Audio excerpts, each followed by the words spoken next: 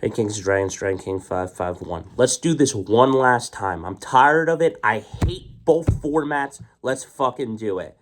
The BCS system added a more formal structure but came under attacks, including corruption and bribery scandals. That's why it was taken away. It was not there. It was a terrible format. Now, the 2023 season, the final season for the 2023-2024 season, is a 14 format. There is corruption and bribery in this one as well. There is no way that a team cannot get where they are. Now, into it. The college football playoff, how a team gets in. The strength of record, the strength of schedule, and other fucking fuck you key factors. If a player goes down, are they the same team? Now, a 12 team equals a 10-2 team couldn't make it next year. Now, I've said it before, the ACC is fleeting. Strength of schedule will hold more weight than strength of record. If Clemson finds a way back to the mountaintop after 2 bad seasons and goes 13-0, they could be snubbed out of the playoff next year or the year this year.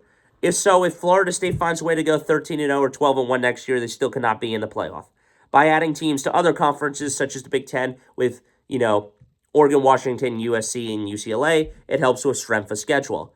Notre Dame can no longer be an independent for much longer if they want to be in the college football playoff, and that's accurate because they are the way they are. This is about ACC, but that team plays more ACC teams than any other conference. Teams will have to leave to beef up their schedule and join a different conference or division just so they can be considered for the playoff, and it's true. The ACC is no longer as strong as it once was.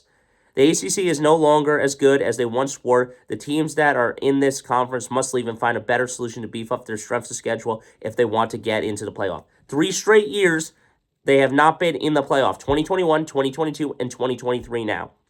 The ACC is depleting and eventually will lose out on everything. These teams must find a way somehow to leave the ACC in the dust and go to a conference where they can beef up their strength of schedule. They must leave so the College Football Playoff Committee does not make the same mistake by stating that because of an injury, you are no longer the same team and you do not deserve a spot. So, when Blake Corum went down, why wasn't Michigan considered out of the playoff? Because of that, are you not going to let Michigan play TCU? No, they let us play TCU. They let us still get into the playoff. They're not going to take us out because of our offensive lineman, Zach Zinner, went down. But there could have been other key factors such as the cheating scandal, and I'm grateful that that wasn't a factor and they let us play. Next year, they must ignore the injury problems and not make it a key factor determining whether a team goes in or not. Screw the injury. It's a part of the game. You can only control what you can control. Injuries are a part of the game. You can only control what you can control.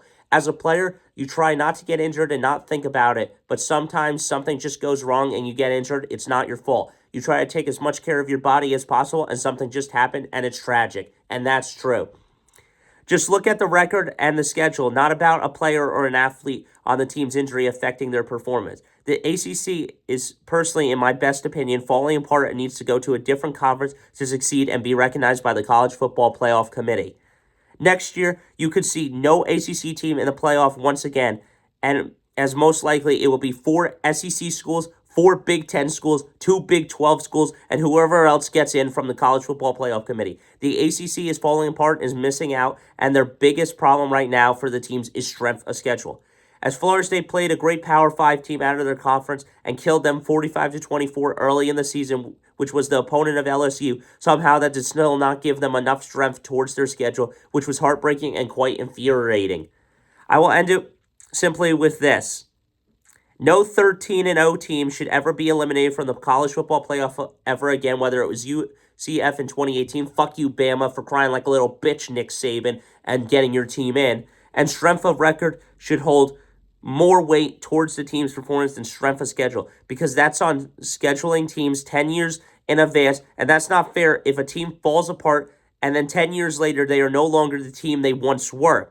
It also sucks that if your schedule gets completely crazy and now you have 5 top 25 opponents on your schedule, which will help strength schedule, but it really is frustrating one way or the other, where you schedule these games 10 years in advance and the team either got better or got worse, and now it makes or breaks you for the college football playoff. Simple as that. I'm tired of it. Fuck you, College Football Playoff Committee. Fuck you, ESPN. Fuck you, Disney and your Mickey Mouse rings. And fuck you, all of you, because I'm tired of it. And I think that this is catastrophic for everything, and you never let an undefeated team out of the playoff. That is why the NFL, in that regard, is much better, because you take it for seeding and you don't put other key factors in. Here's your 1 to 14 teams in the freaking fucking playoff. I don't care what you are. Your best record reprimands your first 2, 3, and 4 seeds.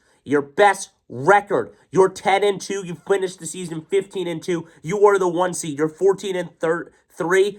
You are the 2 seed. So forth and so on. That's how it should be done. I'm tired of it. So until next time, guys, don't forget to stay radical. I'll see you in the next one. And finally, I'll leave it with this. Fuck ESPN and fuck your College Football Playoff Committee and fuck your SEC bias. Go to hell.